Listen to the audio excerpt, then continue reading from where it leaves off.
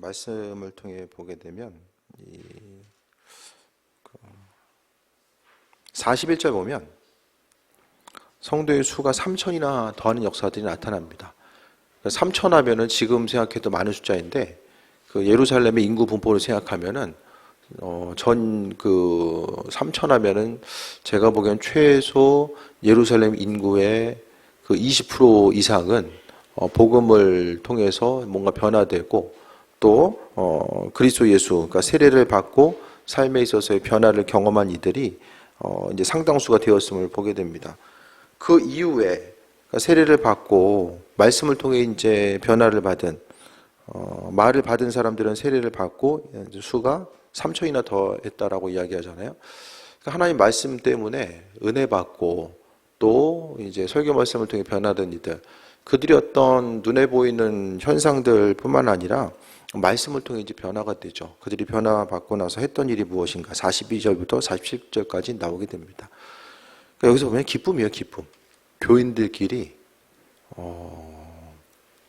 주께서 구원해 주신 것 때문에 마음속에 기쁨이 넘칩니다. 그래서 지금도 뭔가 좀 이상적인 교회를 이야기할 때는 초대교회를 많이 이야기하잖아요. 그 초대교회 공동체 가운데서는 뭐가 있었냐면은 하나님을 경험하게 되고 그 은혜와 충만함과 기쁨과 소망함이 이 넘쳐나게 되는 이런 결과들이 나타납니다. 42절에 보니까 그들이 사도의 가르침을 받았다라고 합니다. 그러니까 결국 믿음 생활은요, 하나님 말씀이라고 하는 그런 카테고리, 그 바운드리 내에서 이제 이루어져야 되는데, 그들은 사도의 가르침을 받았다라고 합니다. 사도들은 뭘 가르쳐 줬습니까? 뭐 구약 성경의 내용들을 일일이 가르치기보다는 뭘 했을까요? 예수님께서 함께 하셨던 거. 그러니까 제자들은 공생의 3년 동안 예수님과 함께 하면서 예수님이 하신 말씀을 전했을 것이고, 예수님이 어떤 분이신지, 그분이 무엇을 중요하게 여기셨고 또 무엇을 안타깝게 여기시고, 이런 전반적인 얘기들, 그들이 알고 있는 예수님에 대해서 서로 나누는 모습이 있었을 거예요. 그러니까 교회 가운데서도 마찬가지입니다. 신앙인들에 대한 교제는요, 그러니까 믿는 사람들끼리 이제 나눠야 되는 교제의 핵심은 물론 뭐 세상적인 얘기도 나눌 수 있지만 그 핵심 가운데서는 각자 삶을 통해서 경험했었던 예수님에 대한 이야기가 근본을 이루어야 됩니다. 그래서 셀 모임을 할 때도 마찬가지고요. 예배 가운데서도 마찬가지입니다. 하나님에 대해서, 그리스도 예수 주님에 대해서 이 경험했던 것들이 삶을 통해서 이제 경험했던 그것들을 이제 그 나눔을 통해서 서로 만나고 나눔을 통해서 그 만남이 계속해서 이어지고 서로 난 예수님에 대해서 이렇게 경험했어, 이런 부분들. 그러니까 우리가 예수님 안에는 정말 크고도 풍성함이 담겨져 있는데 그 크고도 풍성함을 우리 한 사람의 경험만 가지고는 전부 다 경험할 수 없고 이해할 수 없잖아요. 그러니까 내가 경험했던 예수님, 또 상대방이 경험했던 예수님, 각각의 그 예수님에 대한 그 이미지와 생각들이 모여져서 뭐가 됩니까? 주님이 누구인지를 더 깊이 깨달아 알 수 있는 그 은혜와 충만함이 있게 되는 거예요. 그래서 제자들의 모습을 통해서 보면은, 그러니까 그 예수님에 대해서 보고 듣고 배운 바를 또 가르침을 받고 또 그들은 서로 교제하게 됩니다. 그리스도 안에서의 교제, 그러니까 신앙인들의 교제는요, 그러니까 예수님이 근본이 안 된 교제 자체는 항상 이렇게 병들게 되어 있습니다. 교회는요, 예수님 아니면은 이 세상과 똑같아요. 세상 모임과 뭐 별반 다를 바가 없습니다. 그러니까 신앙인들의 모임 자체가 이 구별이 되는 것은 살아계신 예수님께서 우리와 함께 하시기 때문에, 그 예수님은 지금 우리의 삶의 여정 가운데 함께 하시고 은혜와 충만함으로 더욱더 깊이 개입하시기 때문입니다.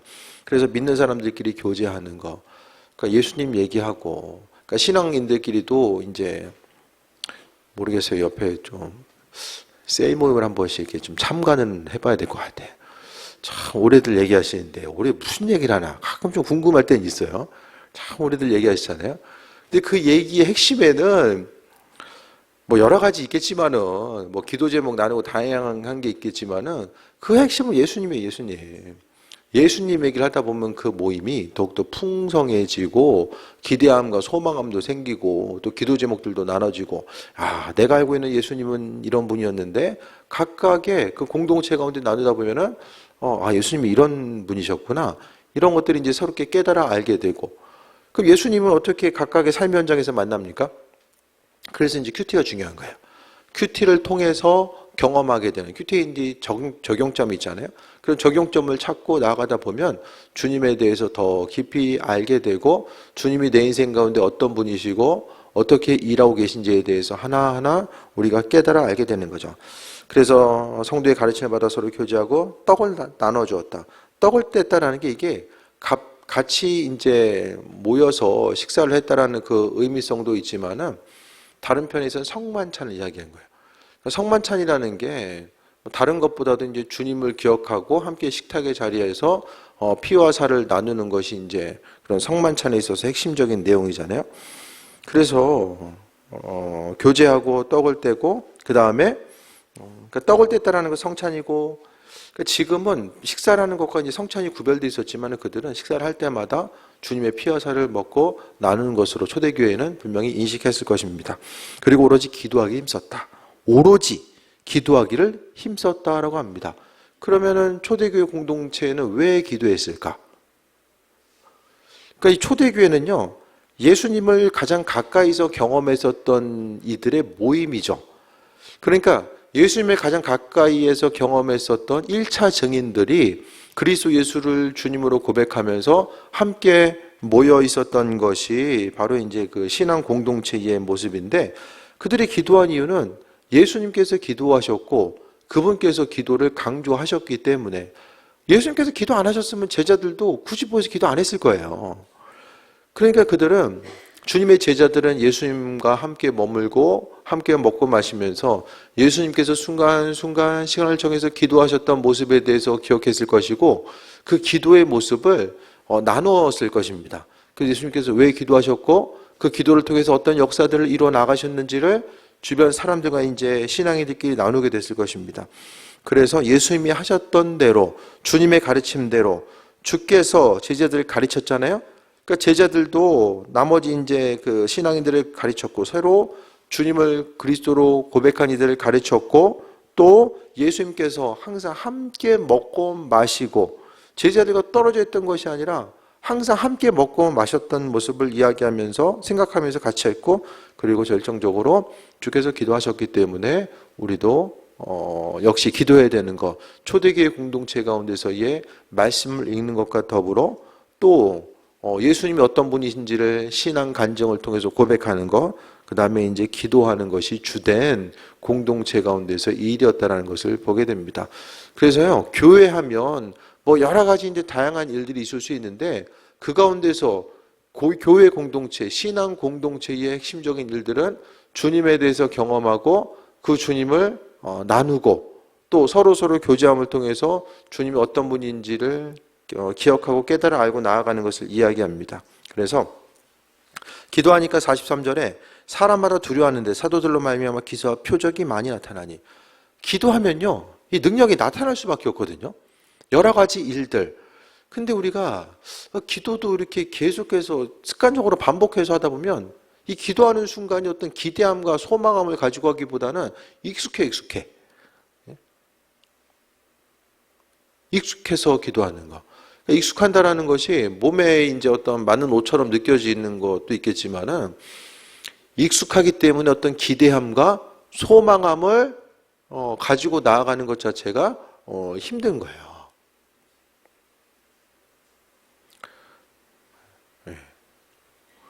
저기 예를 들어서 우리나라 저기 호텔 제일 비싼 데가 조식도 제일 비싼 데가 호텔 제일 비싸고 좋은 데가 신라 호텔이거든요. 서울에 신라. 음식도 마찬가지일 거예요. 신라 호텔 맨날 가서 먹으라고 해봐요.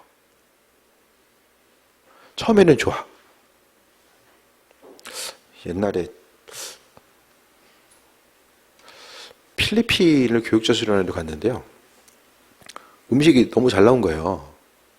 저녁에. 다음날도 메뉴가 비슷하더라고요. 안 먹게 되더라고요.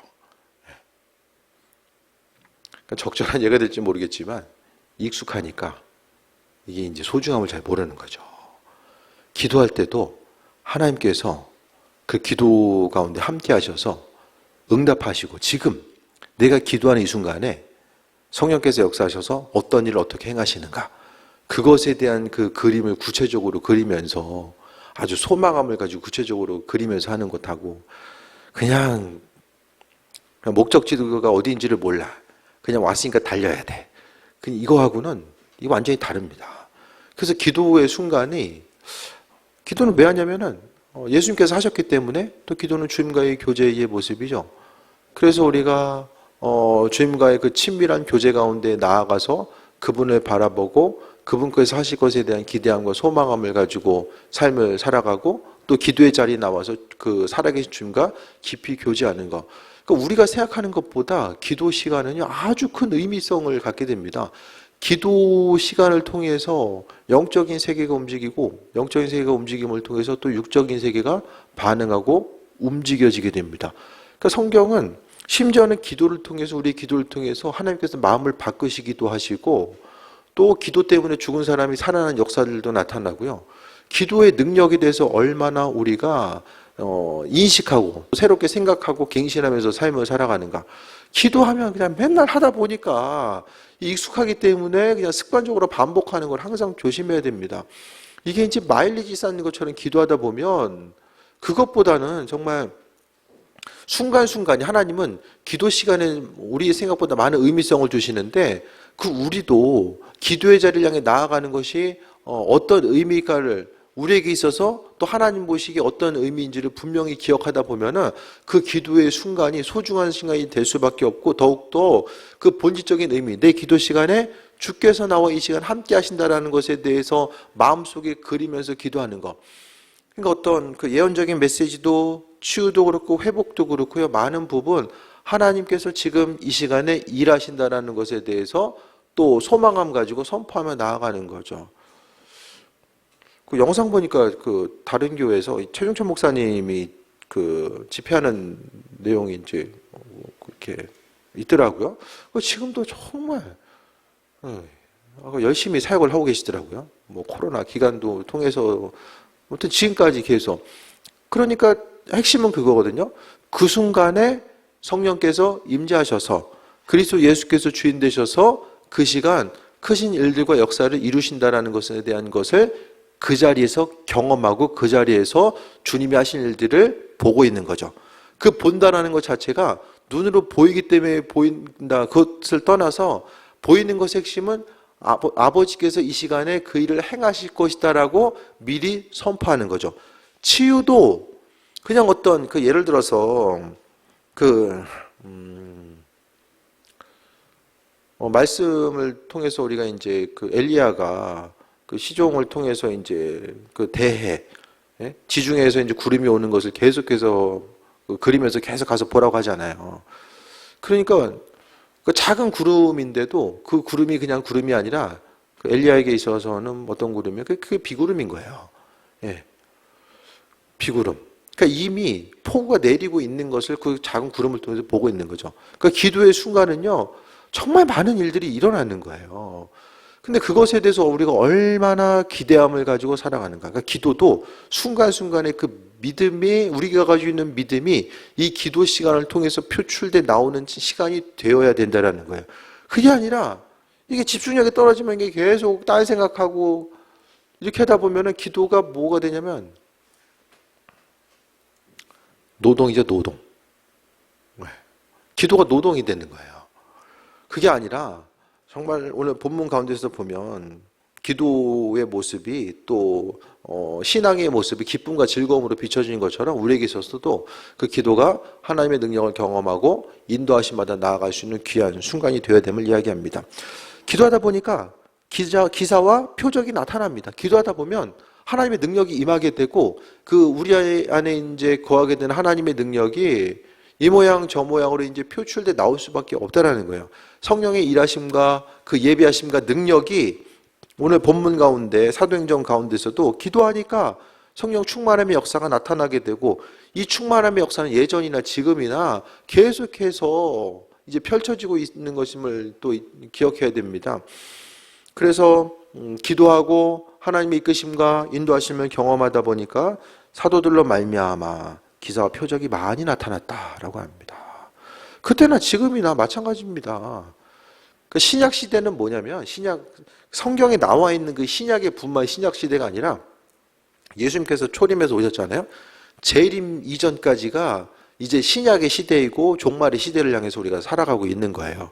그래서 하나님은 이 시대 가운데서도 그분의 일을 또 성실하게 행하고 계시고 또 믿는 자들을 통해서 기적과 능력, 하나님께서 살아계심을 우리에게 비춰주시고 은혜와 능력과 충만함으로 우리와 함께하고 계시다라는 것에 대해서 또 분명히 기억해야만 합니다.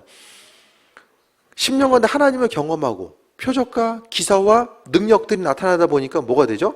표적과 기사와 표징이 나타나다 보니까 이것을 통해서 하나님께서 우리의 10년 가운데 함께하고 계시는구나. 그러니까 이들이 기도를 통해서 나타나는 그 외적인 증거, 그 증거와 더불어서 그리스도 예수께서 우리와 지금 함께 하신다라는 사실에 대해서 경험하게 됩니다. 그러니까 44절에 믿는 사람들이 다 함께해서 모든 물건을 통용하고 함께 나누어 쓰는 일들이 나타나거든요. 왜 나눠 쓰냐면 두 가지죠. 첫 번째는 물건이 최고의 가치가 아니라 하나님께서 그리스도 예수께서 최고의 가치됨을 그들이 이제 고백하고 깨달아 알다 보니까 그들에게 있어서 내가 가지고 있는 물건 나를 위해서 쓰기에도 이제 부족한데 그것이 아니라 주변 사람들 향해서 나눠주시는 거예요. 왜냐하면 그들의 10년 가운데 물건은 나눠 써가지고 없어져도 그 대신에 그 순간에 그리스도 예수 주님께서 그들의 10년 가운데 주인 되셔서 또 은혜와 충만함으로 공급해 주시기 때문에 그들은 기쁨으로 나눴을 수 있었고 예수님이 또 마음속에 있다 보니까 주님의 시선으로 주변 사람들을 바라보게 된 거예요. 그래서 옆 사람 한 사람 한 사람을 주님의 시선으로 바라보다 보니까 있는 것을 가지고 나누어주는 그런 일들이 나타나게 됩니다. 그래서요, 신앙인들은 오늘 말씀을 통해 보게 되면 42절부터 보면은 교회에서도 말씀의 가르침을 받아야 됩니다. 사도들의 가르침을 받았던 것처럼 교회에 있어서의 가르침을 받아야 되고 또 서로 교제하고 떡을 떼면 나눔과 교제함과 더불어서 기도하기를 힘쓰는 곳이 교회 공동체가 되어야 됩니다. 그 초대교회도 기도하지 않았으면은 성령의 이끄심과 인도하심을 경험할 수 없었을 거예요. 주님의 제자들이 먼저 기도했을 것이고 그 이후에 그 제자들의 제자들, 그 무리를 통해서 기도가 계속됐고 그 이후에 표적과 능력이 나타남을 통해서 그러니까 기적과 능력은 왜 나타나냐면은 결국 성령께서 하시는 것은 하나님께서 어떤 분이신지 또 그리스도 예수께서 어떤 분이시고 그분 안에 계시는 이 풍성함이 이 성령의 일하심을 통해서 우리 10년 가운데 전달됩니다. 그렇게 하다 보니까 내 마음과 생각이 그리스도 예수로 채움받고 인도하심 받아 나아가는 거예요. 그러니까 결국 내 안에 예수님께서 계심의 증거 자체는 여기 나와 있는 것처럼 서로 사람이 가지고 있는 소중한 물건보다 더 중요한 게 옆 사람이 더 소중하게 느껴지는 이런 결과들이 나타나는 거죠. 그 다음에 또 재산과 소유를 팔아 각 사람의 필요를 따라 나눠주었다고 합니다. 얼마나 충만했으면 이게 소유를 팔아. 대부분의 사람들은 소유를 얻기 위해서 교회에서 주관하고 기도하잖아요. 나눠주기 위해서 기도하는 사람 없잖아요. 은혜를 받다 보면 좀 나눠주고 해야 되는데, 그죠? 근데 나눠줄 생각이 좀 드십니까? 저한테 먼저 오시면 좋을 텐데. 나눠주러 갈 때 먼 데 가지 마시고 가까운 데부터. 교회 가운데서는요, 옆 사람을 향해서 성령 충만함이 있으면 사람이 먼저 보이는 것 같아요. 내가 그리스도 예수를 체험받으면 내가 가지고 있는 소유보다 옆 사람이, 주변 사람들이 먼저 보이는 것 같고 또 그것을 통해서 나눠주는 것. 재산과 소유를 판다는 게 이 사람들 가진 게 많았나 보다 이렇게 생각하면 안 돼요. 사도행전에 있어서의 오늘 본문의 배경이 되는 예루살렘은요, 이렇게 먹고 살기 이렇게 넉넉한 그런 게 아니라 그러니까 삶을 통해서 이제 세금이 과도했기 때문에 그런 세금에서 어려움 경험했었고 오병이어의 기적의 순간을 통해 보게 되면요, 사람들이 이제 오병이어를 경험하고 나서 주변 그 예수님을 계속해서 따라다녔던 사람 중에 그래도 주님 옆에 있으면은 이제 먹고 사는 거 걱정 안 해도 되겠구나. 그러니까 그만큼 하루하루를 먹고 사는 것 자체가 힘든 사람들이 이제 대부분이었다라는 거예요. 그들에게 있어서 재산과 소유라는 게 이게 거창해 보여도 작은 부분, 얼마 되지 않는 부분으로 있는 사람들이 분명히 많았을 것이고 필요를 따라 이것은 내가 넉넉하니까 내가 너 좀 나눠줄게. 이 차원의 것이 아니었다라는 거예요. 나도 힘든데 옆에 보니까 너무 힘든 사람이 있어. 그러니까 나눠주는 역사들. 이와 같은 역사들이 어떻게 나타납니까? 그리스도 예수를 경험했기 때문에. 예수님 어떻게 경험해요? 기도의 순간을 통해서 성령의 역사, 그리스도 예수를 바라보는 것. 그래서 오늘 본문의 초대교회 공동체는요, 성령 충만함을 경험했을 때 신앙인들의 모습이 어떠해야 되는가를 이야기하고 있어요. 내 안에 충만함이 있어가지고 나 혼자 그냥 신령해서 그냥 다른 사람 정죄하고 뭐 이게 아니라 그 은혜 받은 사람들은요, 먼저 움직이는 거예요. 먼저 움직이고 또 다른 사람들에 대해서 또 세워주고 그러니까 주님의 마음을 가지고 다른 사람의 필요를 채워주는 거. 그러니까 주께서 내가 도와야 될 사람들, 그 사람들이 누구인지를 깨달아 알 수 있도록 은혜로 베풀어 주시는 거예요. 그래서 우리가 도와야 될 사람들이 누구인가.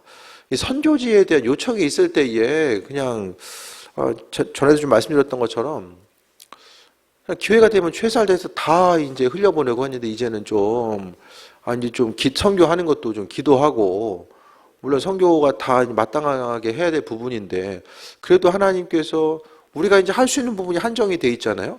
그 한정된 범위 가운데서 어떻게 더 주님 마음에 합한 곳으로 또 이 성경금도 흘려보낼 수 있을까? 그 당연해 보이는 그 일들을 한다고 할지라도 우리가 기도하고 또 하나님 주신 지혜를 통해서 행하는 것이 이제 마땅한 일임을 이야기합니다. 그리고 46절에 날마다 마음을 같이하여 성전에 모이기를 힘쓰고. 그러니까 이게 물론 초대교회 공동체가 이상적인 교회 공동체라고 이야기하지만 뭐 현실에 있어서 이렇게 뭐 집 팔아가지고 나눠주고 이건 좀 쉽지 않은 거죠. 또 시대적인 상황도 있었고 교회 역사를 통해 보면 다 공동체 생활하면서 있는 거 팔아가지고 나눠주고 뭐 그게 이제 보편적인 상황은 아니거든요. 그런데 여기서 이야기하는 것은 은혜 받고 나니까 주변 사람들이 보여줬고 주신 사랑과 은혜를 흘려보내고자 했던 거예요. 그러니까 마음을 같이하여, 마음이 같이 한다는 것은 그리스도 예수께서 마음속에 계시기 때문에 서로 마음에 예수님이 계시니까 어떻게 합니까? 마음을 같이 하고 그 다음에 성전에 모이기를 힘쓰었다라고 합니다. 현대교회의 특징들 자체가 여기 참 반대로 가는 게 많이 있죠. 교제하는 거 힘들어하고 기도하는 것도 다들 힘들어하잖아요.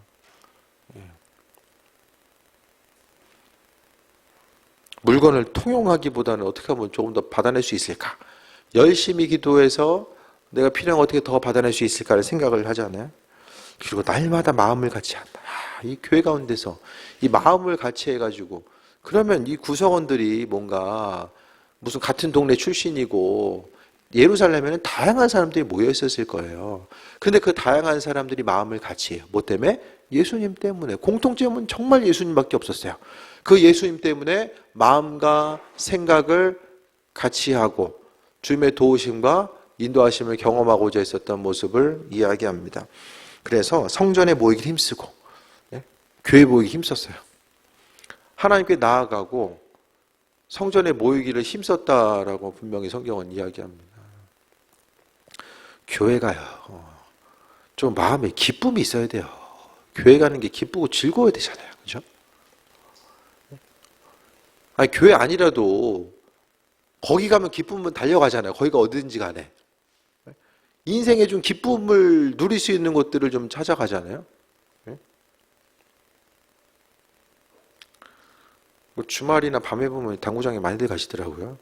그게 기쁨이니까 또 열심히 가가지고 그냥 당구 치고 기쁘니까 가는 걸 거 아니에요. 남들은 이해 못해도 각자 좋아하는 것을 향해 가는데 이 교회, 아니 교회가 정말 기쁨이 되는 곳이 되어야 되잖아요. 교회 가는 곳이 막 기쁘고 그냥 가기 싫은데 그냥 억지로 막 이렇게 끌려가는 듯한 그게 아니라 교회 가는 것이 기쁘면 인생의 반은 성공한 거예요. 반 이상은 성공한 것 같아요. 내가 신앙생활하고 기쁨으로 주님께 나아가는 것 자체가 기쁨으로 나아갈 수 있는 거. 그러니까 모이기를 힘쓴다는 거죠. 오늘 그 초대교회 분위기 자체가 어때요? 뭔가 기쁨이 있어. 에너지가 있고요. 기쁨이 있고요. 넘쳐지는 게 있어요. 막 부족해가지고 이게 아니라 풍성함과 나눔과 교제와 사랑과 기쁨이 이 충만한 교회. 네? 그래서 성전에 뭐 이름 쓰고 또 성전뿐만 아니라 성전에서 흩어지면 또 집에 가가지고 떡을 떼고 기쁨과 순전한 마음으로 음식을 먹고 예배 끝나고 나면은 우리 집에 가자 해가지고 가서 또 음식도 나누고 이런 모습들. 예배 끝났으니까 잽싸게 집에 가서 자야지. 이게 아니라 어떻게 되는 거예요? 할 거 있으니까 이제 예배 끝나고 이제 이것도 하고 저것도 하고 막 해야지. 이게 아니라 어떻게 됩니까? 집에 가서도 집에 왜 가요 또? 헤어지기 아쉬우니까. 커피 한잔하고 가자. 이제 이게 되는 것이죠. 이게 초대교회 공동체. 한국교회가 부흥할 때도 마찬가지죠. 이런 모습. 그러니까 교회는 누군가의 헌신을 통해서 이제 부흥하는데 그 누군가의 헌신이라는 것이 그런 것이 이제 억지로 되는 것이 아니라 그냥 예수님 때문에 인생 즐거운 사람들이 그 즐거움을 나누기 위해서 서로 더 협력하고 돌아보고 주님의 사랑을 발견하고자 하는 것. 그래서 교회에 오면 항상 기도 소리와 찬양 소리가 끊이지 않고 또 교회를 통해서 하나님의 이끄심과 인도하심을 경험하는 것. 근데 요즘에 교회들 보면 평일날 사람을 구경할 수가 없어. 정말 대부분의 교회들이 평일날 사람을 구경할 수가 없어요. 사람 없으니까 이제 불 꺼져 있고, 불 꺼져 있으니까 사람 없고, 이런 현상들이 계속 나타나게 되거든요. 그래서 요즘에 이제 목사님들 만날 때마다 이 밥이 걱정이야, 밥이. 밥이 걱정이에요. 코로나 기간이 한 3년 정도 됐잖아요. 3년 동안 교인들이 고령화되는 게 이제 3년이었는데, 이 멘탈이 고령화되는 게 곱하기 2가 됐던 것 같아. 3년 동안 몸은 3년 늙었는데 몸은 최소 6년 이상 늙었어. 좀 쉽고 편하다 보니까 뭘 하려고 이게 하다 보니까 이제 어려운 거예요. 이게 밥이 지금도 이제 가끔 목사님들 만나면 화두야. 이게 밥 먹기 힘들다. 밥 먹기 힘들다. 그래서 열심히 했던 교인들이 고령화돼서 힘들어한다. 밥하기. 이게 지금 교회마다 이번 주에도 지금 두 분 목사님을 만났는데 똑같이 그런 얘기를 하는 거예요. 그런 얘기. 그러니까 그게 아니라, 그러니까 왜 그러는가? 이제 교회 안에서 모이고 나누고 기쁨을 이제 못 모이다 보니까 많이 잊어버린 거죠. 그렇게 하다 보니까 그걸 회복하고 나아가는 것이 이제 좀 힘들고 어려움이 있는 거예요. 그래서 이게 46절이 은혜 받으니까 마음도 같이 하고 성전에서도 모이고 집에 가서도 기쁨과 순전한 마음으로 음식을 먹었어요.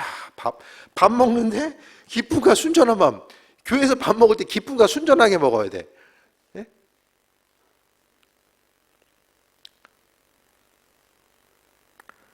맛있는 음식은 사 먹으면 돼. 사 먹으면 나가서. 맛있는 음식은 그냥 밖에서 사 먹는 거 맛있잖아요. 그래서 교회에서의 음식은 기쁨과 순전한 마음. 그럼 이 마음으로 음식을 먹으면은 이 음식이 맛이 없을 리가 없죠. 그렇죠?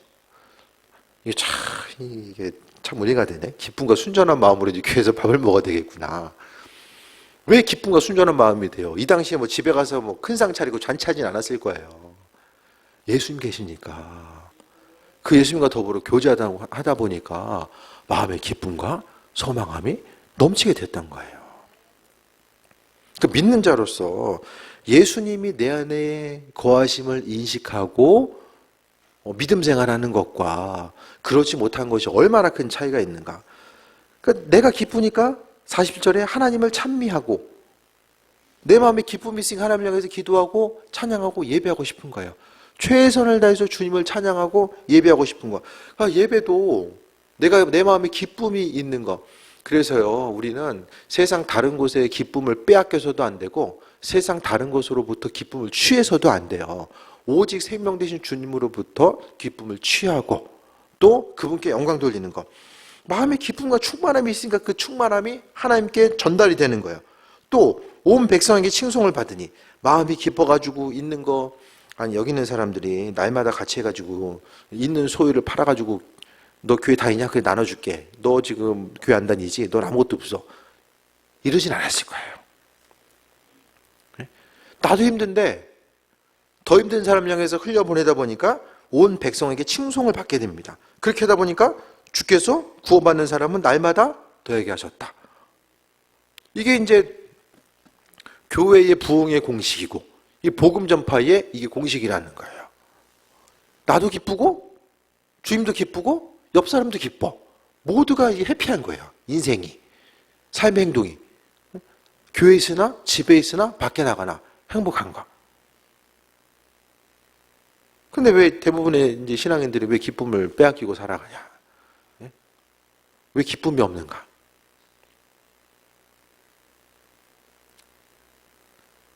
주무시는 분들 좀 깨우시고 깨워.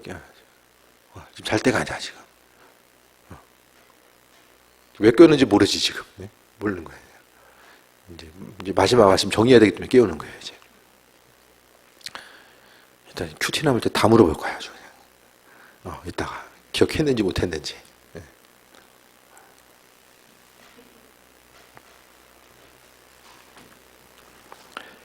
신앙의 출발점이죠. 42절은 제자들 외에 이게 지금 신도의 수가 3천이나 더했다라고 하고 그들의 지금 출발점이 어떻게 연결되는지를 보거든요. 그들이 사도의 가르침을 받았다라고 시작하고 47절에 구원받는 사람을 날마다 더하게 하셨다. 그러니까 신앙생활의 출발이 이게 재생산이 된 거예요. 쉽게 이야기하면. 복음이 전파되면서 그래서 그들은 말씀을 교육받았어요. 교회에서는요, 기회가 될 때마다 배워야 돼요. 하나님의 말씀에 대해서 배우고 그 다음에 배운 대로 움직이고 반응한 거죠. 하나님의 말씀이 무엇입니까? 서로 사랑하고 나누고 베풀으라는 것이 그 가르침의 대부분이잖아요. 뭐 얼마나 교리적으로 큰 것을 나눴을까요? 이 당시에는 뭐 교리가 이렇게 뭐 완전히 정립이 된 상태도 아니고 교리라는 개념 자체도 많지 않았을 거예요. 가르침을 받고 그 가르침대로 움직이고 서로 떡을 떼고 기도하기 힘쓰는 모습이 첫 번째 카테고리에 있게 됩니다. 기도하다 보니까 어떻게 돼요? 기도하는 사람들이 하나님의 능력과 일하심과 예비하심, 하나님 살아계시구나, 그 하나님을 경험하게 되고 주변 사람들도 교회 공동체 가운데서 하나님의 일하심을 주변에서 발견하게 됐죠. 그러니까 발견하다 보니까 기도를 통해서 하나님의 이끄심과 예비하심을 경험하다 보니까 그 어떻게 됩니까? 더욱더 하나님의 살아계심을 기도 가운데서 깊이 하나님의 살아계심을 묵상하고 더 깊이 하나님과 친밀한 관계성 가운데 나아가는 거예요. 그러니까 믿음이 생기니까 더 믿음으로 행동하고 믿음으로 행동하다 보니까 더 믿음이 생기고 이런 선순환이 이제 계속해서 교회 공동체 가운데 일어나게 되고 그 이후에 하나님께서 은혜로 주셨잖아요. 그 주신 은혜가 다시 이제는 하늘을 향해서 하나님께 영광 돌리는 것으로 올려지는 거예요. 그래서 하나님께서 영광 받으시고 또 백성으로부터 칭송 받으니까 구원받는 사람을 더하게 하신다. 그러니까 교회가 건강한 교회인가 아닌가는 어떻게 합니까? 교인들이 신앙생활하면서 즐거워해야 돼요. 그래서 교회 가운데 이제 어떤 일을 하다 보면 때로는 좀 이렇게 문제가 생길 때도 있고 좀 스트레스가 받을 때도 있잖아요. 그런데 그 스트레스 요소가 어떻게 하면 이제 예를 들어서 주일을 어떻게 하면 더 잘 감당할 수 있을까? 우리가 지혜가 부족하기 때문에 주일을 어떻게 하면 더 잘 감당할 수 있을까에 대한 이런 스트레스가 올 수도 있어요. 그런데 교회 안에서 많은 일들이요, 뭐 주님 보시기에 뭐 이렇게 하나 저렇게 하나 별로 이렇게 중요하지 않은 일들이 되게 많거든요. 근데 사람들과의 관계성 가운데 있다 보면 그 중요하지 않은 일 때문에 주님께서 주신 마땅히 누려야 될 기쁨을 빼앗기게 되는 경우들이 많이 있다는 거예요. 그래서 교회는요, 항상 제가 강조하는 것은 교인들이 교회 가는 게 기뻐야 되고요, 교회 가운데서 서로 교제하는 게 기뻐야 돼요.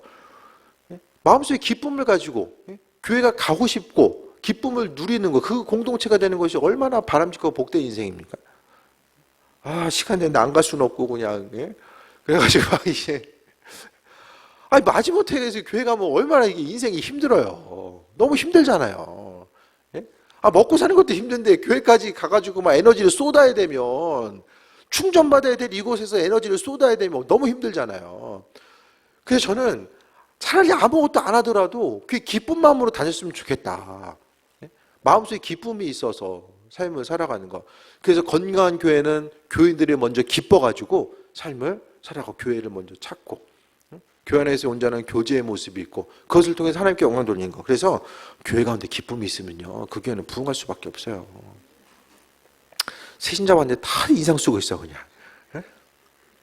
저 인간 왜 왔지? 이제 이런 식으로 이제 막 쳐다보고 있으면 이제는 어디 딱 가면 교회 아니더라도 공동체나 모임 가면 딱 가서 앉아 있으면 사람들의 표정이나 한두 마디 하는 거 보면 이곳이 어떤 곳이구나 이 대충 비춰주잖아요. 예? 내가 발을 담가야 될 곳인지 아닌지가 이게 좀 비춰지잖아요. 이 교회 공동체는요, 우리의 표정을 통해서 살아계신 그리스도에서 주님을 경험하거나 발견하지 못하면 교회는 이 육적인 모임으로서는 이게 존재할 수가 없거든요. 그러니까 내 안에 예수님 계시면 그 예수님이 내 삶을 통해서 표출돼 나아가는 이런 과정들이 계속 돼야 된다는 거예요. 그분 아니면 교회 가운데 교회에서 기쁠 수 있는 게 뭐죠? 기쁨이 되는 거? 왜 기쁘죠? 교회면? 뭐 담임 목사 얼굴 봐가지고 기쁜 사람이 몇 명이나 되겠어요, 여기서. 왜 기뻐? 기쁜 이유가 뭐예요? 주님께서 주시는 은혜 때문에 기쁜 거잖아요. 그냥 원래는요, 예수님 아니면 사람끼리 부딪히기 힘들어. 네? 힘들잖아요. 맨날 보는 식구들 부딪히는 것도 좀 힘들 때가 있잖아요. 사람끼리 부딪히는 게 이게 정말 에너지가 많이 소모되는 일이거든요.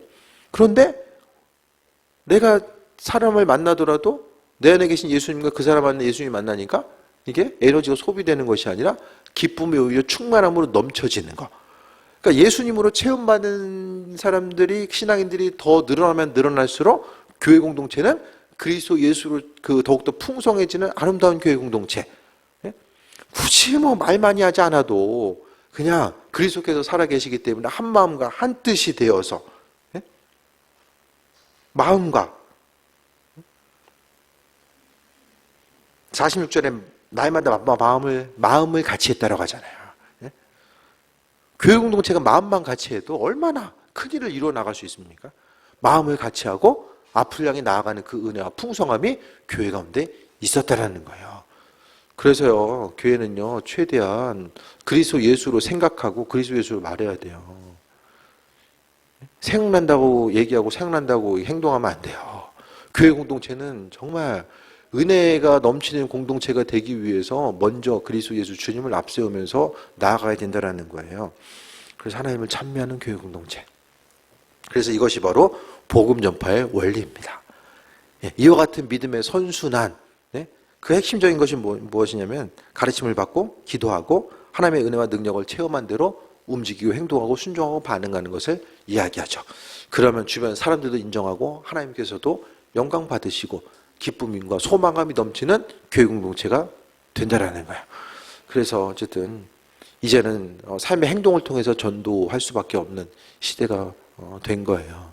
그래서 우리끼리 즐거워가지고 신앙생활 하다 보면 이제 교회 다음 세대들이 또 점점 없어질 수밖에 없거든요.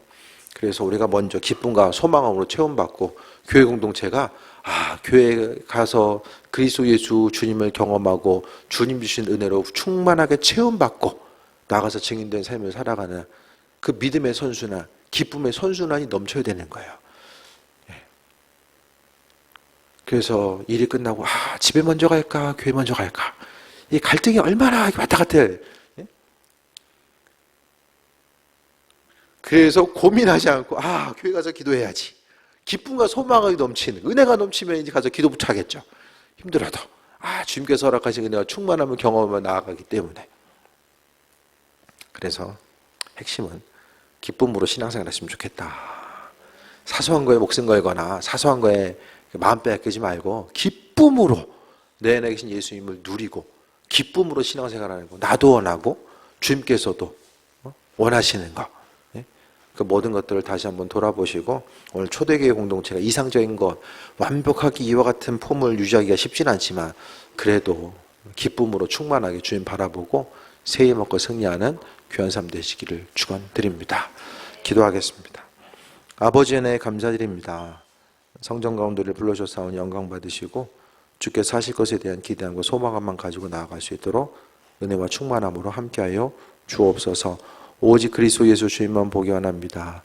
믿음 생활하면서 기쁨 빼앗기지 않게 하시고 오직 기쁨으로 살아계신 주님만 바라볼 수 있도록 은혜 더하여 주시고 우리의 마음과 생각을 지켜주시며 충만함으로 하나님 우리의 삶의 여정 가운데 함께 없어서 예수님의 이름으로 기도드립니다. 아멘.